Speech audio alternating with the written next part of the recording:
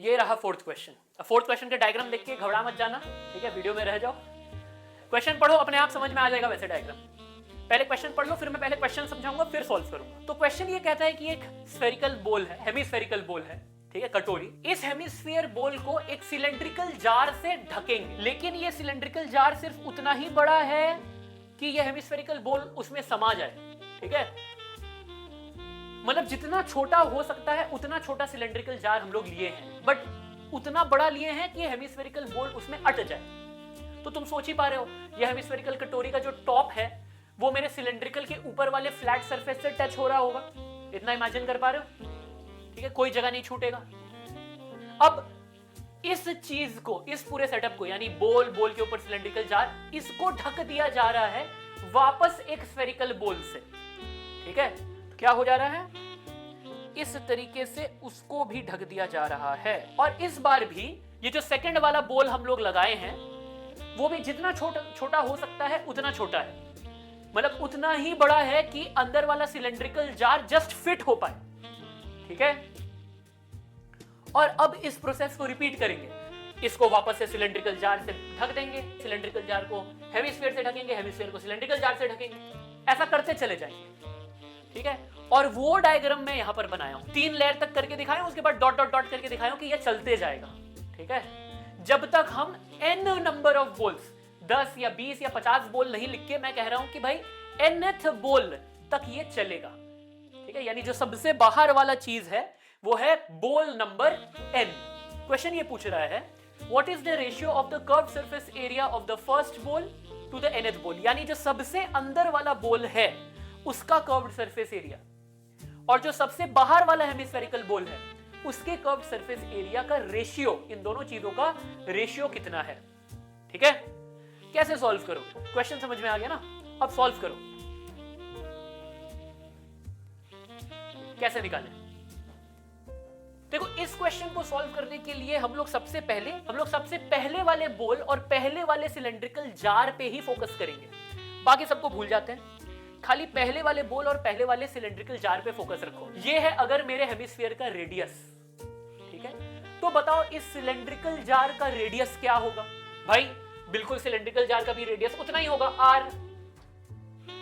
बताओ इस cylindrical jar का हाइट कितना होगा, यानी ये वाला लंबाई कितना होगा। देखो, ये हेमिस्फीयर का रेडियस r यहां बनाने की जगह मैं यहां पर भी तो बना सकता था, सेंटर से टॉप को जोड़ता हुआ लाइन मेरा रेडियस ही होगा। अगर ये लेंथ भी रेडियस है तो सिलेंडर का हाइट भी रेडियस हो जाएगा कि नहीं। तो अब हम इस सिलेंड्रिकल जार को भी एक हेमिस्फीयर से ढक देते हैं। अब तुम मुझे सोच समझ के बताओ कि ये बाहर वाले हेमिस्फीयर का रेडियस कितना होगा। मैं चाहूं तो इसका रेडियस अलग अलग जगह बना के दिखा सकता हूं, है ना। चाहूं तो मैं इसका रेडियस यहां बना के दिखा सकता हूं, यहां बना के दिखा सकता हूं, यहां बना के दिखा सकता हूं, लेकिन मैं एक बहुत पर्टिकुलर जगह इसका रेडियस बनाऊंगा। क्या ये मेरे बाहर वाले हेमिस्फीयर का रेडियस है? हाँ है। हेमिस्फीयर से शुरू हो रहा है, हेमिस्फीयर के सेंटर तक जा रहा है, तो ये रेडियस ही है हेमिस्फीयर का। यही लेंथ कितना है ये मैं तुमसे पूछ रहा हूं। इस लेंथ को मैं यहां क्यों बनाया हूं पता है? ताकि मैं अभी तक जो जो लेंथ जानता हूं ना उनका यूज कर पाऊं। बोलो कैसे? ये वाला लेंथ मुझे पता है क्या है, यही तो मेरे छोटे वाले हेमिस्फीयर, अंदर वाले हेमिस्फीयर नंबर 1 का रेडियस है, उसे हम r बोले थे, याद करो, उसे हम r बोले थे। और ये वाला लेंथ सिलेंडर का हाइट है, और वो भी हम अपने पिछले डायग्राम से पता कर लिए थे कि r है, तो ये कह सकता हूं कि ये भी r है। और ये तीनों लेंथ मिलके एक राइट एंगल ट्रायंगल बना रहे हैं, जहां राइट एंगल यहां है। तो ये वाला लेंथ पाइथागोरस थ्योरम से निकल जाएगा, कैलकुलेट कर लो, √2r आएगा कि नहीं आएगा, बोलो भाई।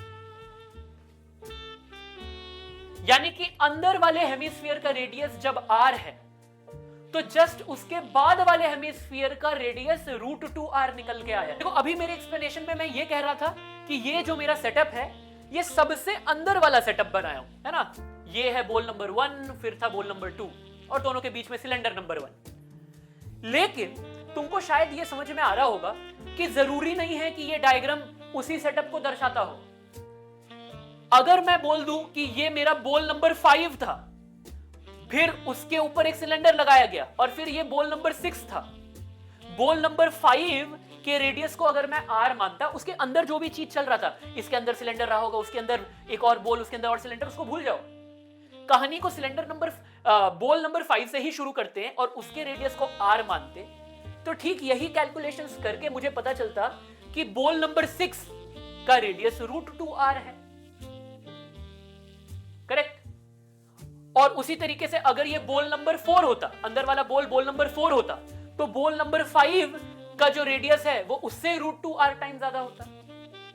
यानी ये कहा जा सकता है कि जैसे जैसे हम लोग अंदर से बाहर की तरफ जाते हैं और बॉल्स के रेडियस को स्टडी करते हैं, देखते हैं, मेजर करते हैं, तो बॉल्स के रेडियस √2 टाइम्स बढ़ते चले जाएंगे। सबसे पहला बॉल का रेडियस अगर r है तो सेकंड वाले बॉल का रेडियस √2r होगा। थर्ड बॉल का रेडियस वापस से √2 मल्टीप्लाई कर दो, यानी √2 इंटू √2 2r हो जाएगा। उसके बाद 2√2r। तो इसी बात को एक बार मैं लिख के दिखाना चाहता हूं कि अगर पहले वाले बॉल, सबसे अंदर वाले बॉल का रेडियस r है, तो सेकंड नंबर बॉल का रेडियस हो जाएगा √2 टाइम्स ज्यादा, √2r। तो थर्ड वाला √2r मल्टीप्लाइड विथ √2, वो क्या हो जाएगा? 2 हो जाएगा 2r। फोर्थ वाला क्या होगा? 2√2r। बार बार बस √2 मल्टीप्लाई करना है। तो अब देखो ये सीक्वेंस कुछ समझ में आ रहा है, पैटर्न समझ में आ रहा है? ताकि हम पैटर्न को और अच्छे से समझ पाए, देख पाए, मैं काम करता हूं, मैं हर केस में √2 जबरदस्ती डाल देता हूं। कहने का मतलब इसको मैं लिख देता हूं √2 into r।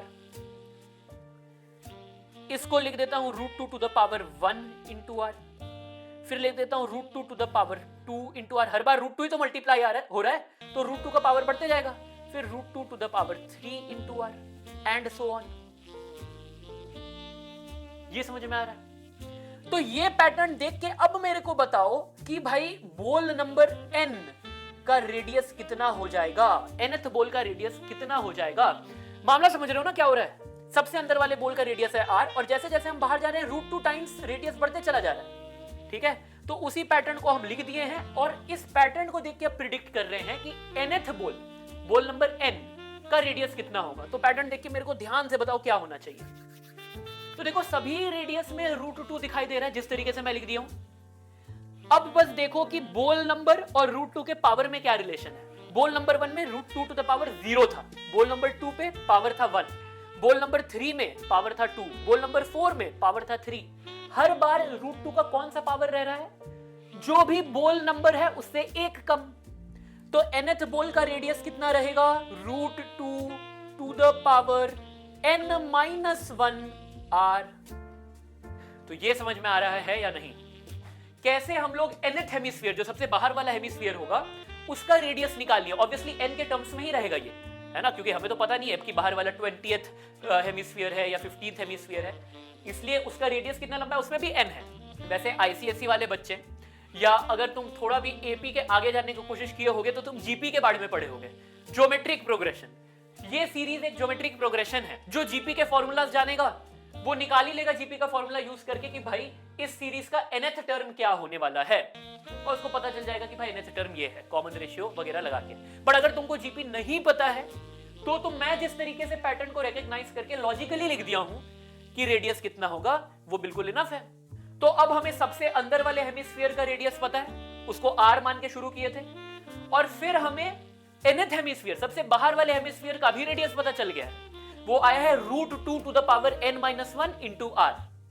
क्वेश्चन पूछा था find the ratio of the CSA of the first ball to the nth ball. तो दोनों के केस में CSA निकाल देते हैं। सबसे अंदर वाले बॉल का, क्योंकि हम रेडियस r मान के चल रहे हैं, तो सबसे अंदर वाले बॉल का टोटल सरफेस एरिया क्या आएगा?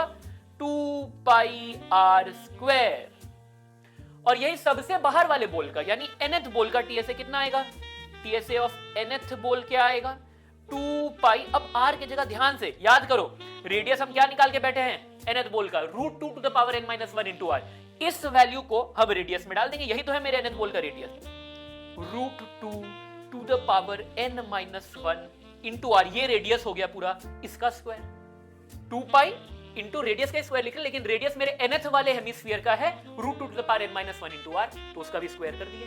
फॉर्मूला में बैठाए हैं सिर्फ, और कुछ नहीं कर रहे।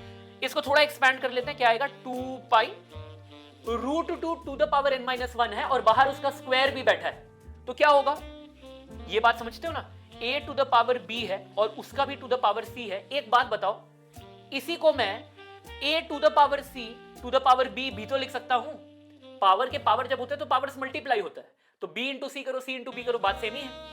ये मैं इसलिए कह रहा हूं क्योंकि मैं इसको ऐसे लिखना चाहता हूं, रूट 2 का पहले मैं स्क्वायर करूंगा और उसके बाद टू द पावर n-1 करूंगा, ठीक है। और ऑब्वियसली ये स्क्वायर r पे भी अप्लाई होगा, बस कैलकुलेशन कर रहा हूं, ज्यादा घबराना मत, कंफ्यूज मत हो जाना, सिर्फ कैलकुलेशन है। 2 पाई रूट 2 का स्क्वायर क्या होता है 2, तो 2 to the power n-1, r का स्क्वायर तो है ही, तो मेरा फाइनल टीएसए क्या आ गया 2 pi r square into 2 to the power n-1। कुछ नहीं किया हूं, बस r स्क्वायर पहले लिख दिया हूं, 2 to the power n-1 last में लिख रहा हूं, ताकि रेशियो लेते वक्त क्या कट रहा है और आसानी से दिखे। तो रेशियो क्या हो गया, फर्स्ट हेमिस्फीयर और लास्ट हेमिस्फीयर nth हेमिस्फीयर का टीएसए का रेशियो निकालना था, तो दिस डिवाइडेड बाय दिस करूंगा तो 2 पाई r स्क्वायर कट जाएगा, रेशियो कितना आ जाएगा, मेरे पीछे लिखाएगा तो देख लेना, रेशियो आ जाएगा सीधा 1:2 टू द पावर n-1। बहुत ही शानदार, देख लो, कैलकुलेशंस किया हूं सिर्फ। एक बार तुम सबसे बाहर वाले यानी nth हेमिस्फीयर का रेडियस निकाल लिए ना, फिर मामला आसान है। फर्स्ट हेमिस्फीयर और nth हेमिस्फीयर का टीएसए निकालना है, दोनों का रेशियो ले लेना डिवाइड करके, आर बार सब कुछ कट जाएगा, आंसर सिर्फ n के टर्म्स में रहेगा 1:2 टू द पावर n-1। कितने लोग का फोर्थ क्वेश्चन सही?